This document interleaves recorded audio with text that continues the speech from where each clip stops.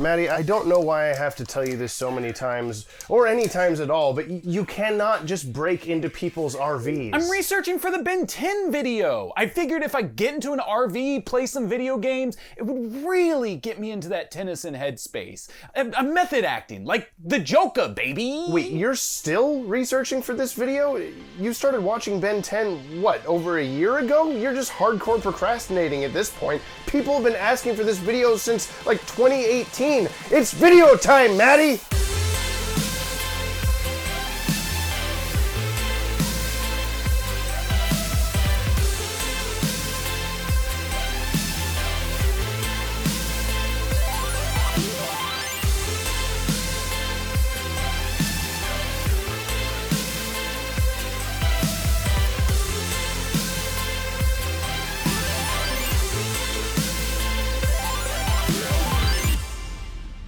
Control Z says Ben 10. I've never watched it, so I don't know. I haven't either. I'm sorry. Yeah.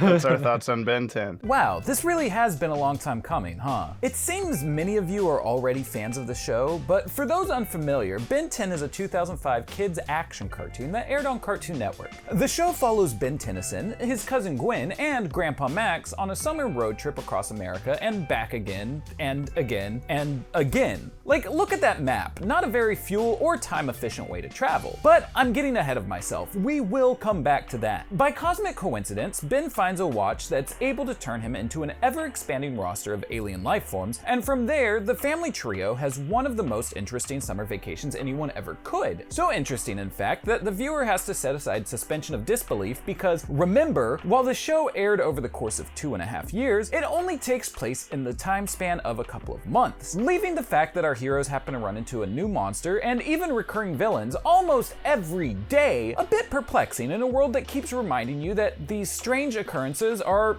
well, they're not normal. I've been on its tail for years. Folks say my rudder's not right. Why doesn't that surprise me? I'll admit, going into this, I didn't know too much about the Ben 10 franchise, other than Dwayne McDuffie was involved in some capacity. But with the show airing alongside some of the greats from my childhood, such as Teen Titans or Codename Kids Next Door, why wasn't I keeping track?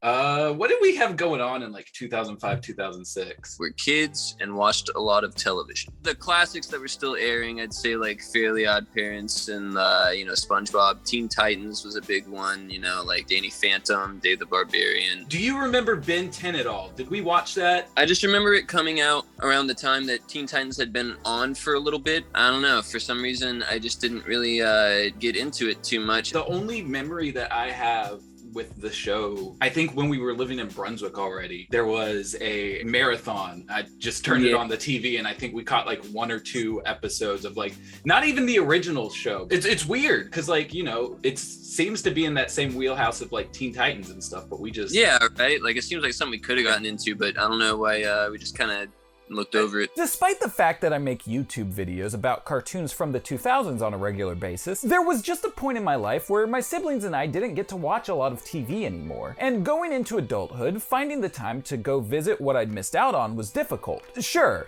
I finally got around to finishing Kids Next Door and found myself falling in love with Justice League Unlimited, but a franchise that I had no nostalgia for, that spanned 6 series and 4 movies? Maybe one day, but I don't have time for that right now.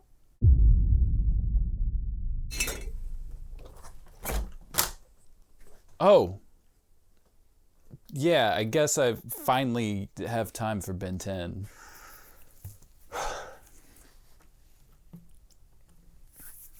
Can you believe we're still having to do this? When everything went on lockdown, I tried to fill my time by checking in on literally every reality I could that wasn't our own. And as a result, I ended up watching a lot of TV. During that downtime, not only did I get a better sense of myself, video up there, is that the right side? Up there, video up there.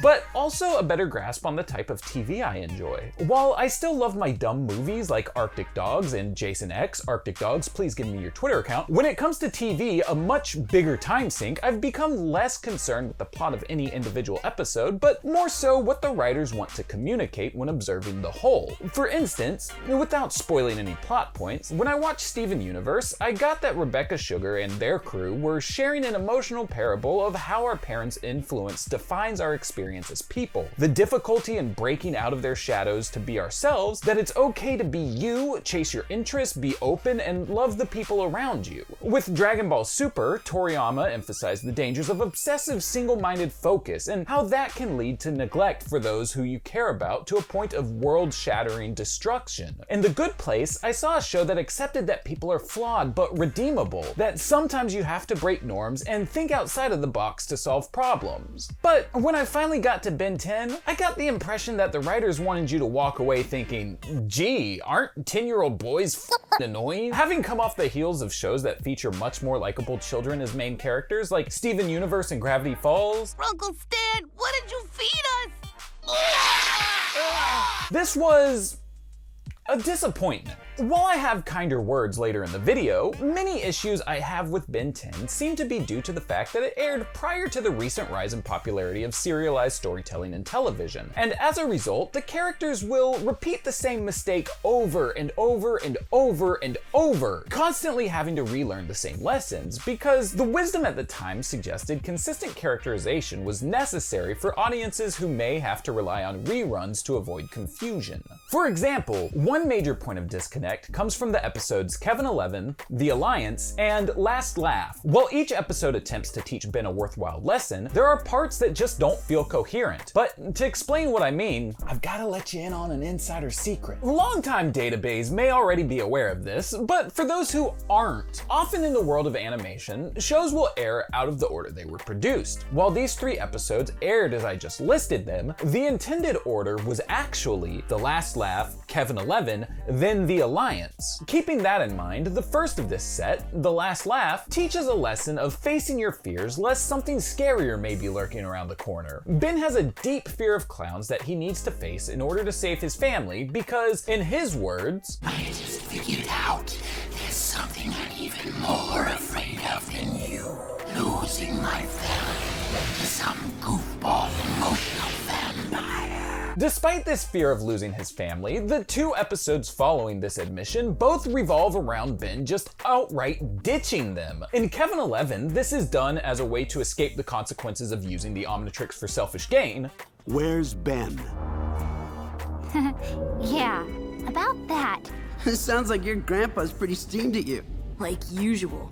And all I did was sneak in and play the new Sumo Slammer video game. While The Alliance paints Ben's decision to abandon his family as a rare moment of selflessness in an attempt to keep them safe from intergalactic space fascist Vilgax. Rather than highlighting the moment to build on the similar themes present in the previous episodes, the show crew drops the ball, keeping that point self-contained. The airing order mostly rectifies this issue, but still feels off since The Alliance's message is, so long as the family sticks together, you don't have anything to be afraid of, Ben. He said I should be afraid.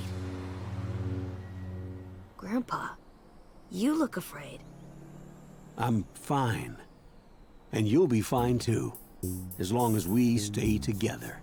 Sounds good to me. But this is followed up by Ben being afraid of clowns and ditching his family in The Last Laugh. Unfortunately, this refusal to acknowledge the groundwork the show lays down for these characters continues throughout, and we still see Ben neglecting his family as far out as the 3rd season and 20 years into the future during Ben 10,000, an episode in which Ben is so far removed from his family that Gwen has to use her magic powers to time travel back and grab the past version of Ben and Gwen to teach the future Ben the same lesson he had supposedly learned all those years ago back in season 1. The crisis was never Vilgax or Animo, was it? Your Ben just needed a major attitude adjustment, huh? Yeah. I couldn't have Grandpa celebrate his 80th birthday without him. It's just difficult dealing with a show that central thesis seems to be our main character is an ass and no matter how many times we try to teach him not to be, that's just who he is. And this is made even more frustrating when, as early as the 2nd episode, it's acknowledged that Ben's outlook on life is way too similar to the villains he takes down. I deserve that award! I've got it coming to me! I want it! For some reason, that sounds kind of familiar. And yet, despite that setup being such an early part of the series, there's never any payoff. Sure, we see Ben tempted to use his powers for selfish reasons, but he never crosses the line into villainy as it's suggested he may if he doesn't change. He's portrayed as a hero the whole way through, yet remains a jerk who only does the right thing for selfish motives up through the final episodes. Okay, Cooper. Only 2 hours until the movie premiere. So which one of us gets the extra ticket? There is no extra ticket. There are no tickets at all. What? What do you mean? I figured you guys wouldn't even talk to me unless you had to, so I made up having the tickets. So, okay, thematically the show is a bit disorganized. But remember that thing I said earlier about serialized television?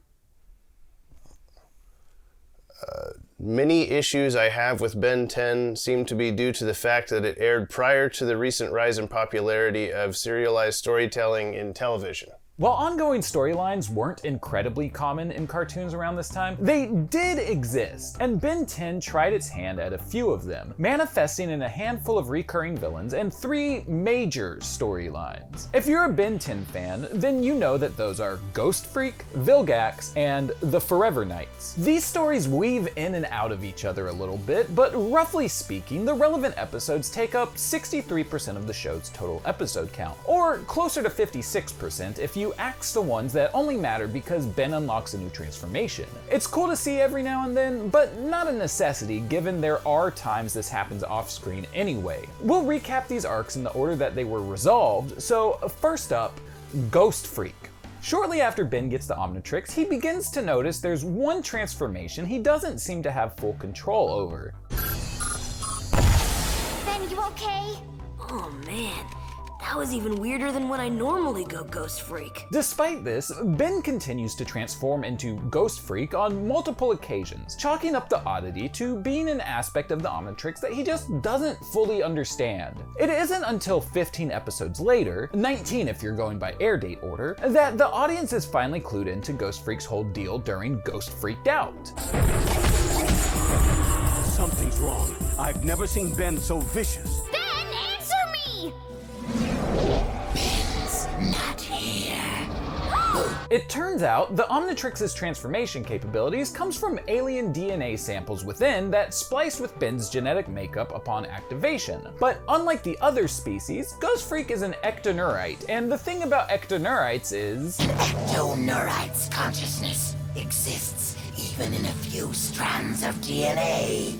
When the sample was taken for the Omnitrix, I was trapped inside. But now, I can reveal my true self. However, in order to fully return to his former self, the now free Ghostfreak needs to harness the power of the Omnitrix himself. And to do so, he needs to possess Ben. Or, like, he wants to possess Ben to take over the world or something? I don't know. His motives just kinda change mid-episode. Ultimately, Ben defeats him with the power of sunlight, Ghostfreak crumbles and dies, and that's the last we ever hear from him.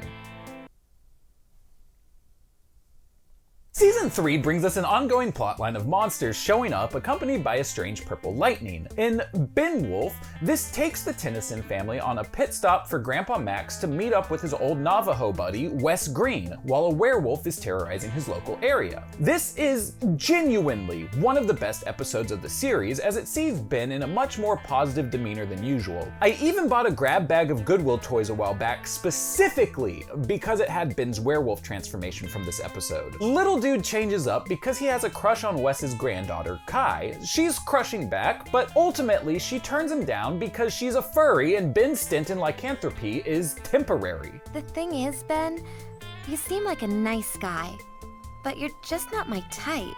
Huh? I thought you really liked me. Well, that was before you turned back into, well, you. I figured I could train you, tame you, you know. A few episodes later, the purple lightning is back, accompanied by a mummy that does sick body horror moves.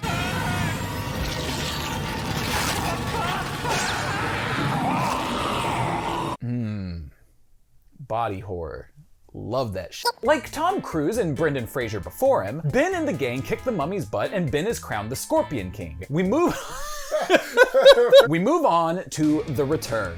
Okay, so in this one, Amazo is headed back to Earth, destroying planets all along the way, and the Justice League— sorry, wrong show. In the Ben 10 episode, The Return, the werewolf is back, and surprise, the mummy is his best friend. Meanwhile, Ben and the gang catch a news report of a third purple lightning storm nearby in Cape Canaveral. Turns out, the werewolf and mummy have another best friend, and he works at NASA. Scientist Dr. Victor— wait, Dr. Victor? Like Frankenstein? Is this a Universal Monsters team up?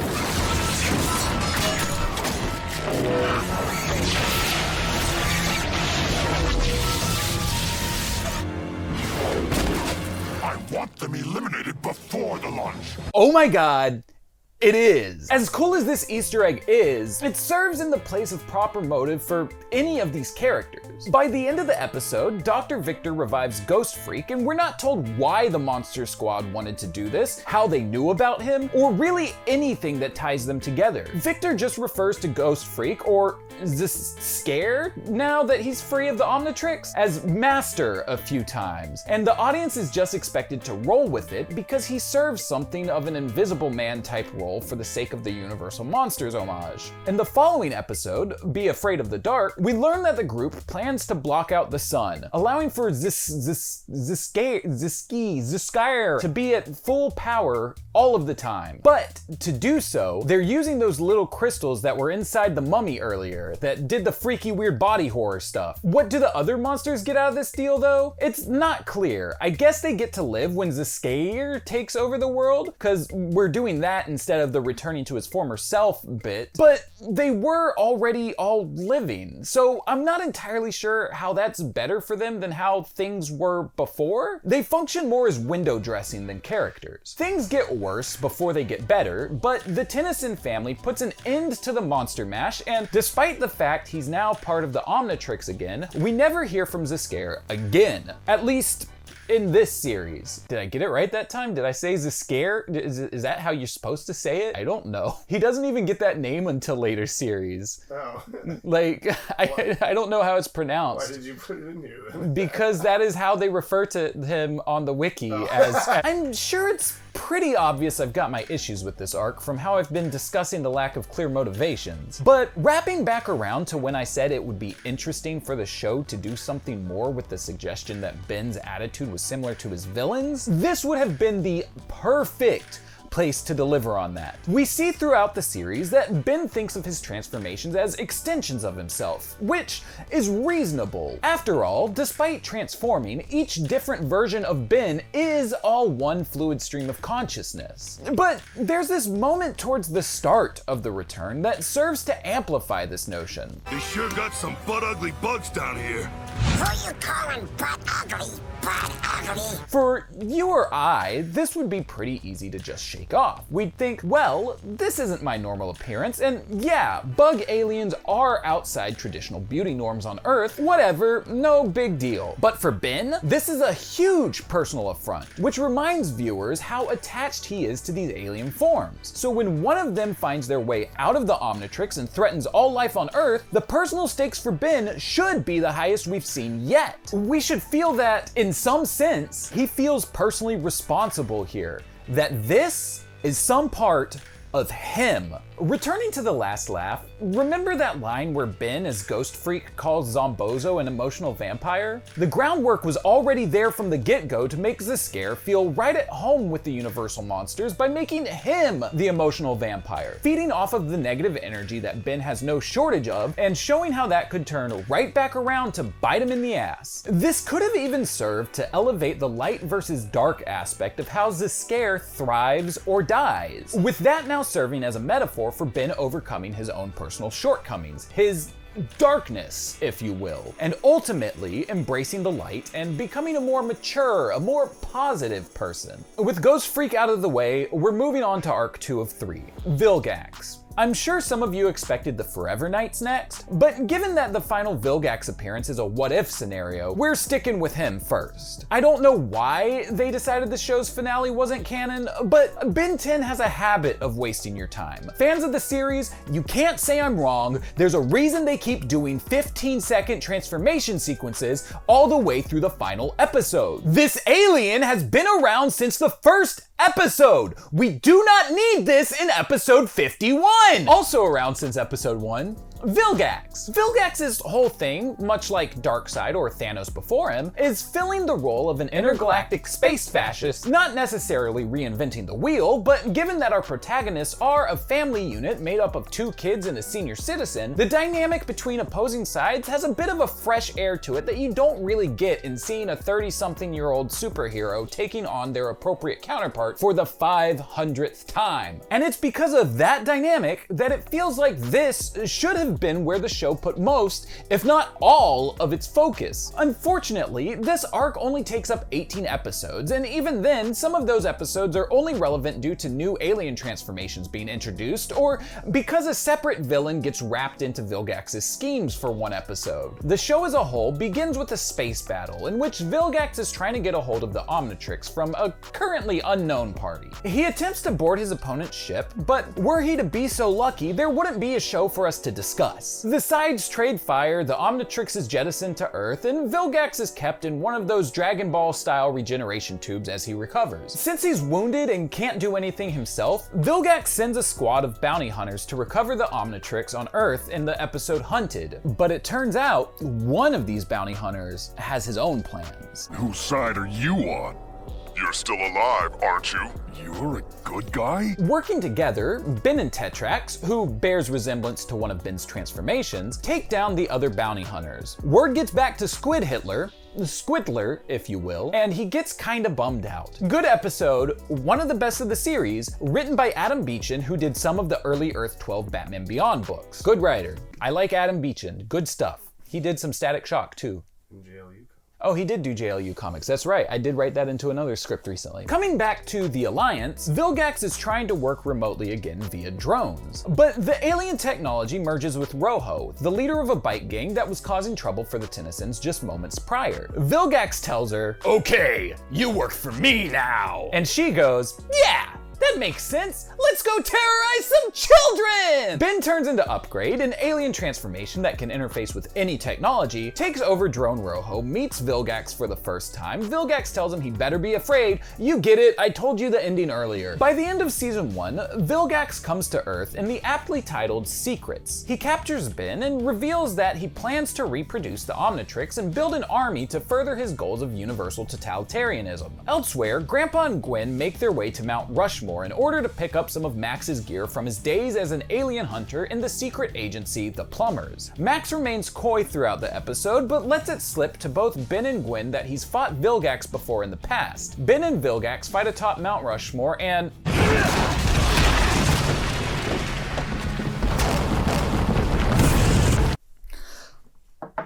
Look, this is weird, right? Using the backdrop of American exceptionalism provided by Mount Rushmore for the sake of aesthetic coolness while lacking any acknowledgement of the nation's history and the history of that very site as the first explicit battlegrounds against a potential intergalactic fascist takeover? Calling it a major oof is probably an understatement. Add on top of this that Grandpa's Navajo buddy Wes from earlier was also a plumber, and despite this holy land, the heart of everything that is, specifically being stolen from the Lakota Sioux people, I've gotta imagine that the shared history of slaughter and oppression from European settlers made it a little awkward going into work every day for him. We're not tourists, we're tenants. Yikes, yikes, yikes, yikes, yikes, yikes, yikes, yikes.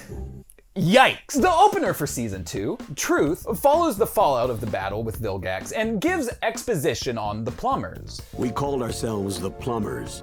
Officially, we didn't exist. We were the guys who fixed the problems no one else could. Extraterrestrial, extrasensory, extraordinary. We do get a flashback to the first time Max and the Plumbers fought Vilgax in the past, but the main focus of the episode centers around one of Max's old plumber buddies returning and using a device similar to Superman's Phantom Zone projector called the Null Void. projector to unleash imprisoned aliens and make problems that people then pay him to clean up. He attempts to get Max and the kids in on the biz without telling them that he's the source of the problems in the first place, and honestly, even if they did say yes, how long did he expect that to work out for exactly? Like, they would eventually find out, right? And not to sound like a broken record or anything, but a story about a hero falling from grace due to giving into his selfish desires sounds like it would have made a great spot to build on that bit from episode 2 that I keep bringing up. You know, the one that suggested Ben's personality was similar to that of his villain. We don't see Vilgax return until the season finale, but we've got to make a pit stop at Kevin 11 first. Yes, I know, it sounds like I'm making a joke, but the kid's name is literally Kevin E11. Kevin has 3 episodes on this arc, but since they're not entirely relevant to Vilgax's whole deal, I'll just give you the cliff notes. Kevin is an orphan that Ben meets in New York. Turns out he has a superpower that allows him to absorb energy. He hits the Omnitrix with that business, and now he's not a kid, but a big alien monster hybrid that has the power of all the aliens in the Omnitrix. At least the ones Ben has unlocked at the time, on top of his own power. Does this mean there's potentially a second Ghostfreak that's running around out there after getting free from Kevin? Who knows? The show never addresses it. Anyway, Kevin causes some trouble for Ben in his next appearance. No big deal. Then in his 3rd episode, the two get kidnapped by space aliens and do a little bit of a War World Gladiator type situation. Ben escapes and Kevin is left in space because he can't get over himself long enough to stop trying to fight Ben. Bada bing, bada bazinga.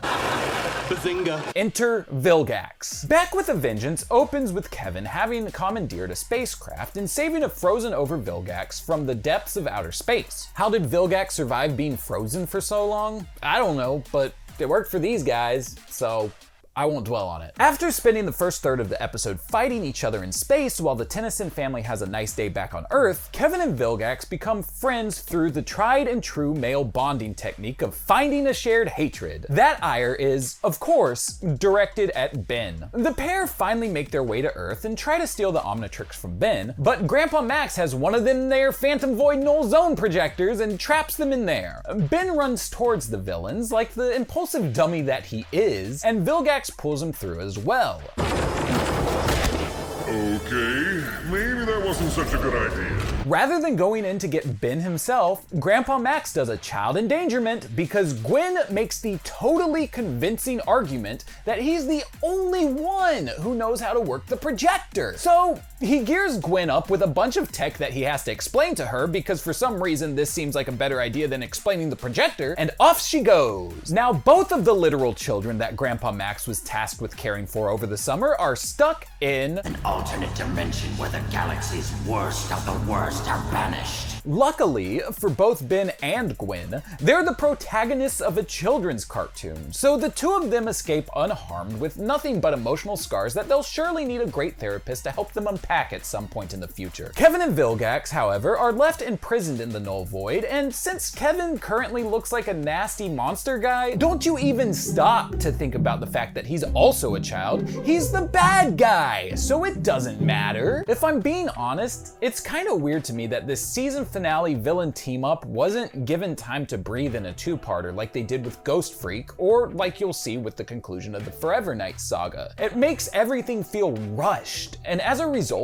Vilgax and Kevin together feel less formidable than what we've already seen out of both of them solo up to this point. Not to mention that this is also Kevin's send-off, and while we didn't spend too much time discussing him, he was one of the more interesting villains, so it's a bit of a disappointment. But while this is Kevin's last hurrah, our favorite Squiddler returns in the 3-part episode / movie Secret of the Omnitrix. Now, this is the best thing to come out of classic Ben 10. Just looking at it, you can tell that the budget for this string of episodes was higher than it was elsewhere in the series, and for its entire runtime, it almost felt worth it to trudge through the rest of the show. Towards the start of the, well, let's just call it a film. It basically is. Ben somehow sets off the Omnitrix's self-destruct mode, which sends out a broadcast that Tetrax picks up in space. So he shows up to exposition dump and tells the Tennysons that in order to stop the self-destruct sequence, they've gotta go find Azimuth.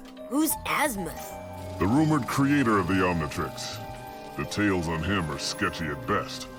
No one is even quite sure which planet he lives on. Ben, Gwen, and Tetrax set off on a space adventure to track this guy down based on a DNA signature he left imprinted on the Omnitrix, but dig this. What are you doing with the Omnitrix? What's it to you? Plenty after all the work I put into it, only to have it wind up on the wrist of some thing. You created the Omnitrix? You're Azimuth? Azimuth is Girlgax? Vilglady? Okay, so no, that's not Azimuth, but it is his assistant, and she helps lead the trio his way. But unbeknownst to everybody, the real Vilgax has escaped the null void and is hot on their tail seeking revenge. Eventually, everyone makes it to Azimuth's place, and it turns out he looks like another one of Ben's transformations. This guy, to be exact. A Galvin.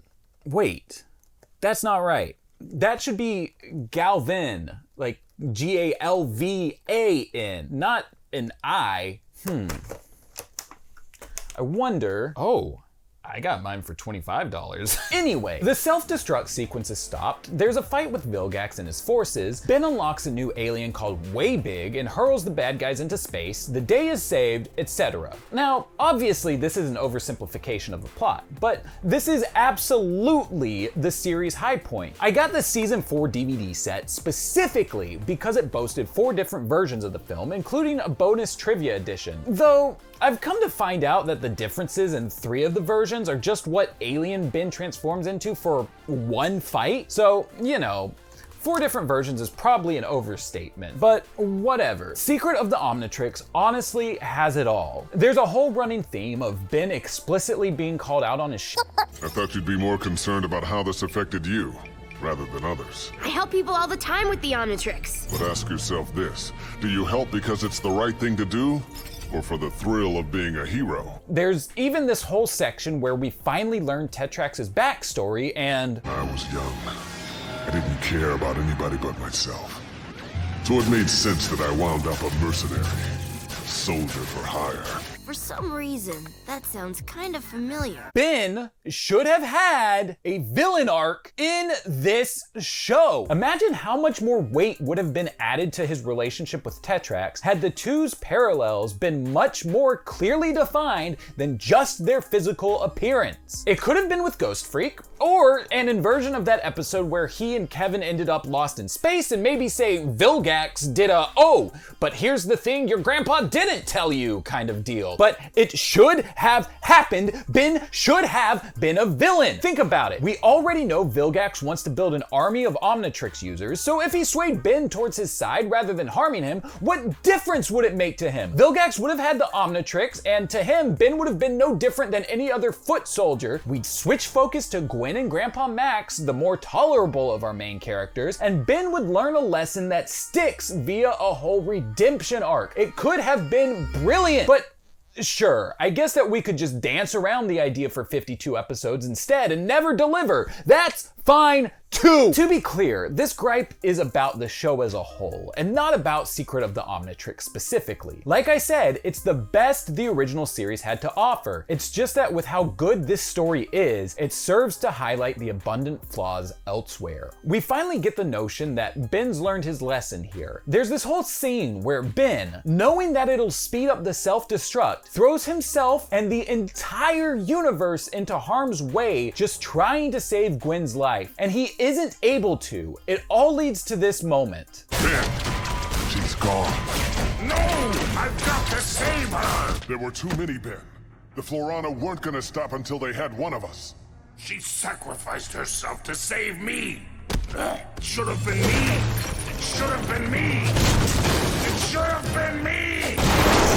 And like, wow, this is the most selfless he's been the entire series. Too bad we already know it doesn't stick. Which means we've reached the final arc, the Forever Nights. Technically, this is the longest arc of the whole show, but it's also the one most devoid of content and stakes that I can't really be bothered to give it the same treatment as the other two arcs. It ends with a massive villain team up that it doesn't actually build towards, and as a result, you should have these villain origins at the very least to give it any weight, but if the show can't be bothered to put the time into making it work, I don't know why I should act like it does. To keep things concise, we're sticking to the episodes relevant to the Forever Knights, not Animo, or Charmcaster, or that hypnotist, or why are the circus freaks here again? Just the Forever Knights. These dudes only get a small amount of episodes, so I'll try to breeze through this. In season 1's A Small Problem, Ben is using the omnitrix for self-centered reasons again, so he can have fun at a water park. He gets stuck as this guy and gets kidnapped by some dude who wants to sell him to some medieval knights or whatever. At this point, they're not even called the Forever Knights, but the organization.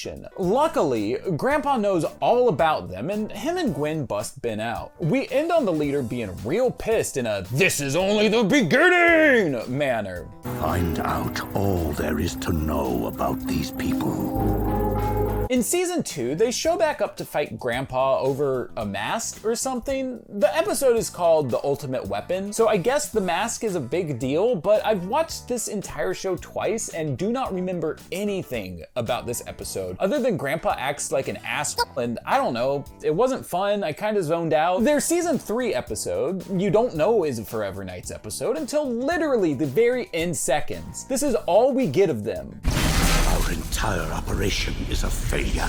By the crest of the Forever Knights, the Tennyson shall pay with their very lives. I don't even think this was supposed to be a Forever Knights episode, but someone probably had an idea for them later on and needed to remind folks that they were still around, so they tacked on the least they could to include them anywhere in this season on an episode that needed a few more seconds or so on its runtime. In season 4, they actually get 3 episodes. The first of which is an over-the-edge style, it's all a dream episode, but this time other people from the outside get into the dream and affect it. It's a nice twist on the trope, but turns out that the Forever Knights kidnapped Ben and they're keeping him sedated to steal the omnitrix. But Ben wakes up before it's too late, and then he puts a kick me sign on the boss and kicks him. And somewhere in the hustle and bustle, now the bad guy is in the dream machine. But surprise, there's a bigger, badder Forever Knight boss, and just like Thanos, he'll do it himself. I will personally deal with the Tennysons. And so, to personally deal with the Tennysons and make up for his underling's constant failure, this guy gets together 9 other villains who have consistently failed to take out the Tennysons throughout the show's course. You know, a nice personal touch. It's not explained why or how these villains got together, there's just nothing to this. The writers decided that this arc that had no consistent thread other than the Forever Knights are here and that's a problem, needed to end in an unearned team up that makes no sense. It's a shame, because some of these team-ups can be cool to see play out. And I've even got it in my notes that it would have been cool to tie the Knight storyline into this Magic Exists storyline that the show does, and I brushed past because it's so small in the grand scheme of things. But they didn't do anything to earn this story or make it feel rewarding to the viewer. It's just, remember these guys? They're back! They're here. We finally get backstory on the Forever Knights here, and wouldn't you know it? The Forever King is an ex-plumber. When I was still a rookie, a scandal rocked the plumbers. Driscoll, one of the veterans, was caught stealing high technology from alien perps, then using it for his own benefit. Eventually, he was caught and thrown out of the plumbers in disgrace. As far as anyone knew, he was never heard from again. But now, it's obvious Driscoll worked his way up through the Forever Knights until he became their leader. I do think that tying the Forever Knights back to the plumbers is a cool idea in theory, but this story sounds too familiar in that A, we've done this whole disgraced plumber uses alien tech for his own gain storyline all the way back in the season 2 premiere, and B, using alien tech for personal gain is something Ben has been doing off and on throughout the entire series. We're dancing on that line of villain Ben all over over again. This show keeps coming right up to the line of doing something that I'd be incredibly interested to see it tackle, but time and time again refuses to make any of the themes and lessons they keep throwing at their audience actually stick to the characters. We're caught in an endless loop of missed opportunities, and I've spent the better part of a year trying to wrap my head around it all and understand why this show gets the praise that it does. Here's the thing, I don't like to spend too much time talking about things that I don't like if I don't think it's actively harmful. Which might seem funny if you're currently looking at the runtime on this video. Trust me though, there's a point to that. We'll get to it. But that's why a lot of the times when I voice frustration online, it isn't about specific pieces of media, but more so toxic backlash from large accounts revolving around anti-woke critique, which often shows a giant misunderstanding or unfamiliarity in regards to the topic of conversation. That stuff is harmful. It's more often than not a thinly veiled attempt to hide their bigotry and pass it off to a larger audience as valid criticism, ultimately reinforcing discriminatory behavior in the real world. There's a reason "canceled for being too gay" hits the thumbnail, while Marvel cancels new show for being too woke hits the title. The bigotry can't be stated outright, so woke is bad, gay equals woke, and you're left to connect the dots to gay is bad. All this to say, Ben 10 isn't harmful. I mean, there was the time Gwen used a slur. Knock it off, midget! And I'm still not over the whole Mount Rushmore thing, but you stack that against the catalog of work from any of the types I was just talking about, and you get my point. Talking about Ben 10's shortcomings for such a long amount of time has been exhausting, but much like the portrait I've been painting of this show, I too went into this project without a roadmap. So many people wanted Ben 10 content, and I promised I'd do it without even knowing whether or not the show would be for me. I've complained so much about Ben's negative attitude without even touching on the irony that I too am being a bit of a spoil sport. And that's not how I want this video to end. I don't want to be just another negative review of a cartoon show that the reviewer wasn't the target audience for. It's pretty clear that this show wasn't made with a 30-year-old audience in mind. But I do know some people who it was made for.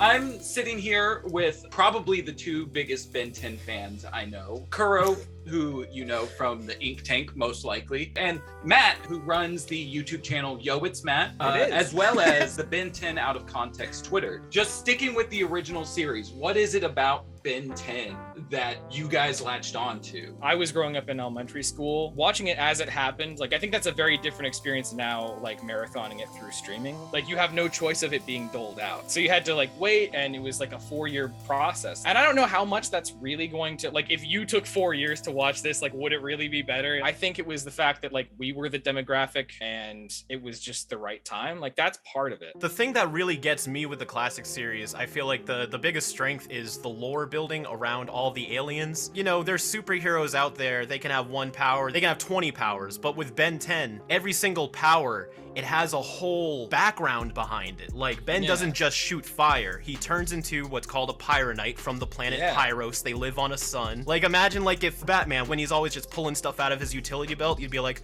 oh, well, where'd you get that? Well, there's a whole story behind the shark repellent, actually. The way the character dynamics are entirely diametrically opposed to the premise of the show, because the characters are going to be on this 3-month trip all together. Because of that length of time, like, it's going to be 4 years for the actual viewer. Nobody can grow over that amount of time, because if they do, that dynamic stops working. Gwen doesn't have anybody to challenge her, Ben doesn't have anybody to challenge him or be challenged by. Any grouping of characters, like when you do a show like this, it's going to have longevity. At least in terms of the classic series, the show wasn't really about the characters, it was more just about the stories being told. The adventure, the consequences, all the new characters, locations, and whatnot. Ben, Gwen, and Max, they're there just to kind of guide the story. It wasn't really until the sequel series where it started being about, you know, Ben. That was interpersonal things.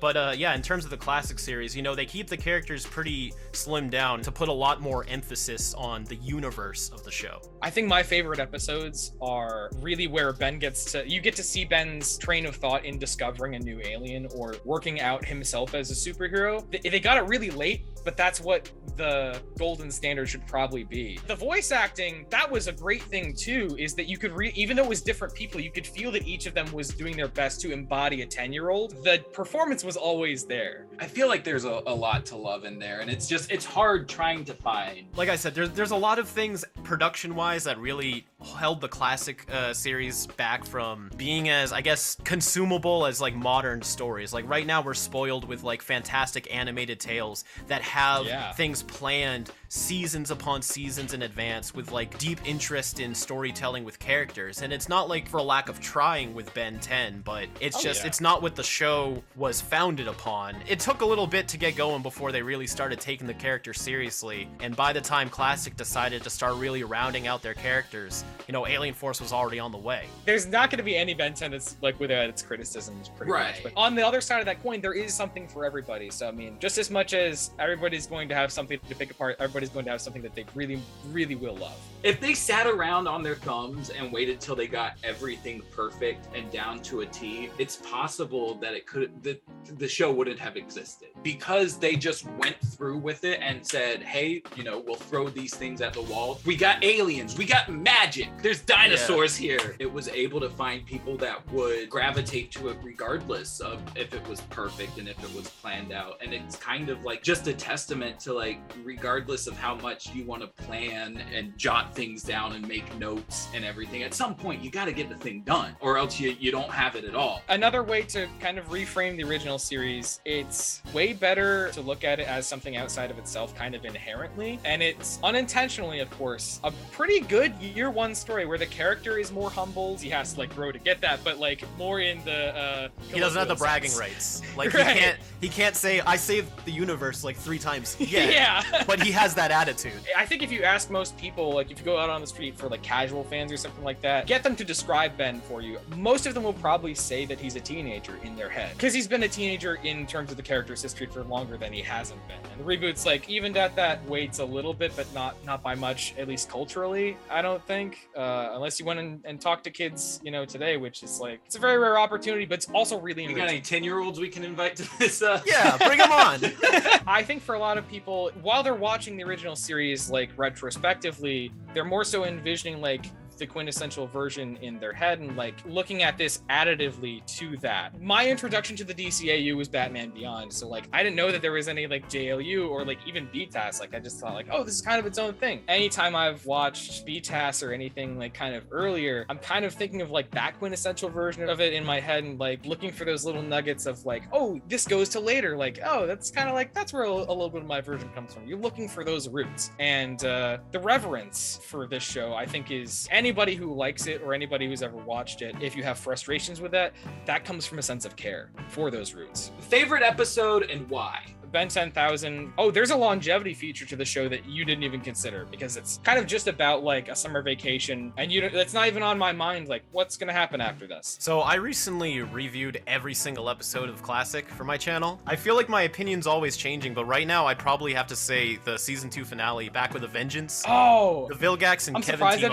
episode. Yeah, that was one that I was kind of wary on. What makes Back with a Vengeance special is it's kind of like the quintessence of everything Ben 10 was, and you get to really see Ben start to experience his aliens outside of like the 10-minute scenario. Usually he becomes an alien, he's got to figure out what he has to do no matter who he is and save the day, whereas here he really got to connect to the alien transformations just through everyday lives, like using Stinkfly to give rides to tourists, spitting loogies as 10-year-olds would do, and you see him really start becoming the aliens that he transforms into outside of a superhero perspective. I feel like my favorites are more so probably popular ones. I think Secret of the Omnitrix is probably cheating. Yeah, it's a movie. It's a movie, but but I think other than that, my favorite one is Ben Wolf. It just feels a lot more subdued. There's like a real nice, just kind of mellow atmosphere, because it's one of the few times we get an episode where Ben is trying to be nice the entire time. Yeah. After watching so many episodes where it's that same dynamic of like, I'm 10 and I'm invincible and I'll do whatever I want, for him to be like, okay, let me reel reel it all in for a second. To finally have an episode where like he feels like a likable 10-year-old, I was just like, all right, this is nice to see. That kind of segues into my final thought about all of this is in terms of like the longevity of Ben 10, it really is about the entire franchise itself. Like when you isolate the classic series, you enjoy it, it's fun, and you can see it for what it is. There's definitely people out there who haven't seen it before that would fall in love with it, but you kind of need Alien Force, you need Ultimate Alien, you need Omniverse. That's where the whole world comes together, and the true appreciation of why people love the series so much is it's the journey of like the bratty 10-year-old who found the Omnitrix and grows up to be the most powerful being in his universe, to put it simply. As much as a huge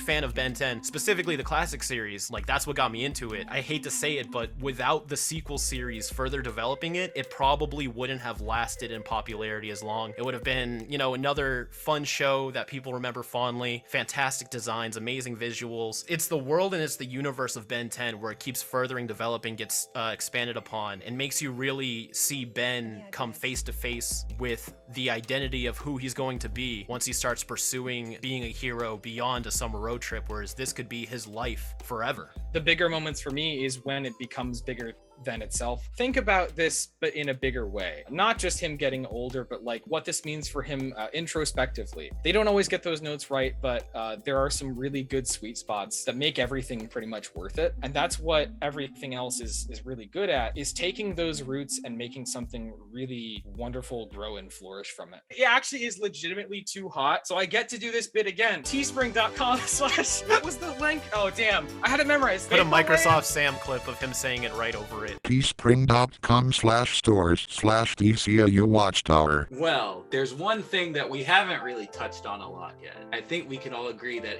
it's probably the best thing about the entire show. Grandpa Max. Bless. Max is the best character. Grandpa Max was literally the most endearing thing about the entire show. I will say that most of what's endearing about Max isn't just the script, but it's also the performance. It's required that it has to be this genuine warmth. There's this almost Spider-Man-esque, like Uncle Ben, like responsibility talk. Danger coming here, it brings this new layer to things that you might be prepared for, you might not. I feel like what makes Grandpa Max such a great character is he still has elements of like having his own flaws. At the end of Under Wraps, where he's trying to teach them a lesson about responsibility, and at the end when the kids cave in and say, I can't work on this farm anymore, he was like, good, me Thank either. God. Yeah. What's great about his moral compass, it's the truest identity he has, and it's the one thing he won't ever sacrifice. There's so many dimensions to Max where it's almost like Ben is the surrogate for the wish fulfillment of being a hero, but Max is like the surrogate for understanding the world of Ben 10 and what it really all means to have that type of power and responsibility.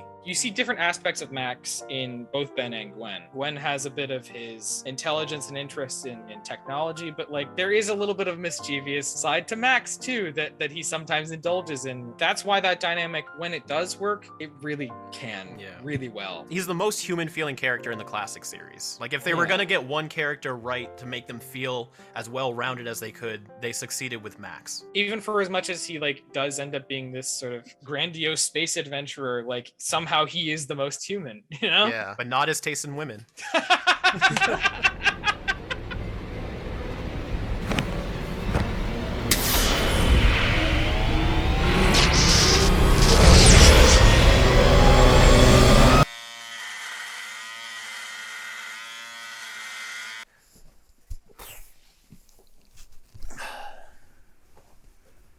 It's grandpa time. Ever since I started plotting this script out, I had it in mind that I wanted to end on my favorite part of the show, Grandpa Max Tennyson. I've said it before and I'll say it again. I would have liked this series a lot more had he been the main character rather than Ben. But the thing is, I think the writing crew for Ben 10 actually thought about that one. There's this episode in season 3 called The Visitor, where we learn that the Omnitrix landing so close to the Tennyson family wasn't an accident. In fact, it was sent there by Max's alien ex-girlfriend Xylene, and was intended to end up with Max rather than Ben. This revelation shakes Ben to his core, as he now struggles with the fact that his hero status wasn't meant for him. But from a real-world perspective, while the Omnitrix may not have been intended for Ben in narrative, the creators were very intentional in making him the main character rather than Max. So why? Sure, the real answer to that question is probably along the lines of, because it's a kid's show meant to sell merchandise to babies, of which I am one. But the more I've sat with this question and chewed it over these past few months, I've personally come to a different conclusion. I mentioned the map of this road trip towards the start of this video. Initially, I planned to make a bigger deal out of it all throughout the script because look at this thing. What responsible adult makes travel plans that looks like this? But rewatching the series, I came to realize something. A responsible adult didn't make those plans. Sure, Max is the one who drove from point A to B, but he didn't exactly plan the trip.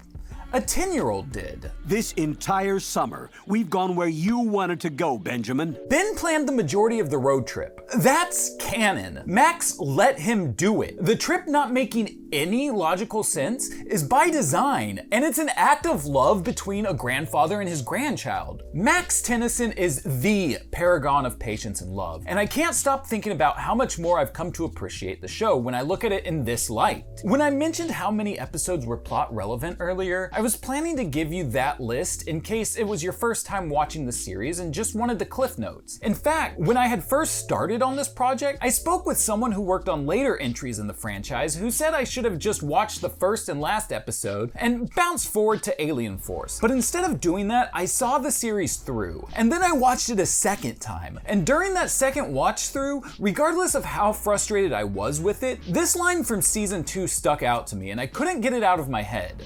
Well, I don't expect them to be many versions of me.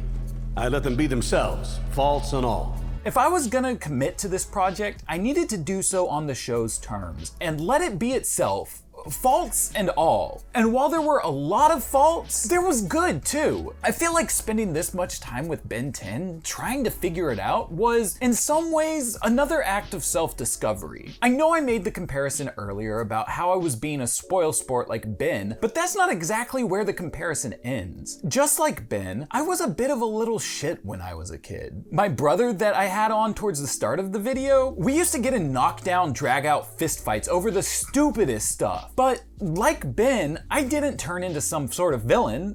I grew up. We worked through our shit with each other, put together a band that really helped me untangle a lot of complex emotional stuff I was going through, and now I see that same brother as one of my best friends. The thing is though, I don't think that process of growing and becoming a better person is anywhere near complete, and I don't know if it ever does end, to tell you the truth. In the context of Ben 10, there are still even times where Grandpa Max starts to let his frustration show and has to keep himself in check. You're not my dad. Well, if I was, As I'm getting further and further into adulthood, I see Grandpa as the kind of person that I'd like to be. Someone who cares enough to put time aside to make the people I care about happy. Someone who's willing to have the patience to bite their tongue. Someone who's not only trying to grow, but has the love and patience to allow others to grow and learn from their mistakes as well. Someone who, well, someone who's willing to show care towards someone who reminds me of myself at my worst. I just wish these were all things I had learned as quickly as I wanted Ben to learn his lessons. Because eventually, we all see someone we love and care about for the last time, and often we don't realize it until it's too late. Back in 2019, I lost my grandma and grandpa on my mother's side. When I was younger, I was inseparable from them. My grandma was consistently trying to stay current on whatever the latest fad was so that she'd have a way to bond with me and the other grandchildren. Whether that was through Beanie Babies or Pokemon or that weird time we got into the Christian alternative to Magic the Gathering, that was a whole phase. My grandpa, on the other hand, spent time with us through bowling trips or taking us fishing or going out to this really big dirt hill with some pieces of cardboard for us to sled down. More physical activities. And I loved this stuff as a kid. I loved them. But eventually at some point as I got older, that relationship started to drift. There are probably a lot of things I could point to and blame for that, but the thing that's been nagging in the back of my head for these past 2 years, and by my assessment is just as much of a reason as anything, is that as I got older, I stopped making the time. By that point, the relationship was a two-way street and I didn't work to keep up my side of that as much as I should have. And now I don't get that time back because I was a shit kid who didn't understand the value of time. I cared more about my Neopets or RuneScape account or whatever online game I was playing that week than I did spending time with my grandpa. The point is, what's more important? Getting a new Digi download or some sea alien trash that I kick butt on, or staying here just because you say so? Gwen, explain it to him. You just don't get it. I was Ben, and thinking about that sucks. But because of this show, I'm finally starting to think that despite my regrets, I don't think my grandpa, or my grandma for that matter, would have faulted me for it. Like Grandpa Max, my grandparents were patient and loving and kind. They understood I was a kid, and honestly, depending on how much my mom talked to them about us while we weren't around, probably had a better understanding about how rough things were growing up than my siblings and I did at the time. They would have loved to see me more often. That I'm sure of, but I think they were understanding of the distance that manifested as I got older. One of the last times I saw either of them, perhaps legitimately the last time, was shortly before I moved to Seattle in 2017. I introduced them to my girlfriend at the time, now fiance, Sissy, who I had only met months prior, and we told them we were packing up all our stuff and moving across the country. This was the longest amount of time I had spent with either of them in what felt like forever. It was full of conversation and questions and love. Had I known what I know now, that time would have lasted much longer. But rather than dwell on that regret, I would much rather take the lessons that I learned from them and put that same love back into the world that they had given me time and time again. Ben 10 is far from a perfect show, but the more time I've spent with the series, the more I've come to understand where its appeal lies for me. And because of that, despite the complaints I've had with the show, I can't say at all that I regret the time I've spent with it. In fact, I'm thankful for those of you in the audience who not only asked me to watch it, but motivated me to keep going with it despite not really gelling with the series at first. I'm thankful that when I had my gripes, there were those of you who held such reverence for the show that it challenged me to find something in there for me. But most of all, I'm thankful for how the year I spent with this goofy cartoon for kids helped give me a better sense of peace about my relationship with my grandparents. Like I said earlier, this cartoon is only the beginning of Ben 10, and there's still so much for me to experience in this world. Truth be told, I've been going back and forth with myself for a while, trying to decide whether or not I was going to include the 2 Ben 10 movies from this era that weren't multi-part episodes in disguise like Secret of the Omnitrix in this video, or do them as their own separate video. I think I've finally decided though that I'm not gonna do either. I can't promise that I'm going to like these movies, or anything else Ben 10 for that matter. I mean, I've got a good feeling I'll appreciate the work Dwayne McDuffie did on the franchise, but even that's not a guarantee. There may be more Ben 10 videos in the future, but I don't want to promise to make content on things that I may end up disliking. So what I'm going to do instead is I'm going to sit here and watch these movies and hope for the best. Whether I like them or not, I plan to approach them on their terms and accept them for what they are, faults and all.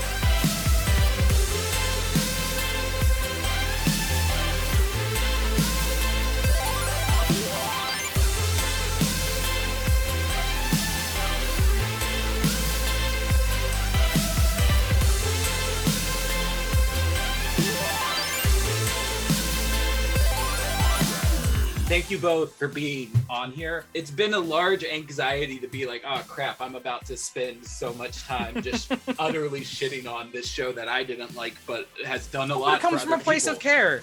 That's the essence of being a Ben 10 fan. Welcome to the club. Now watch Alien Force.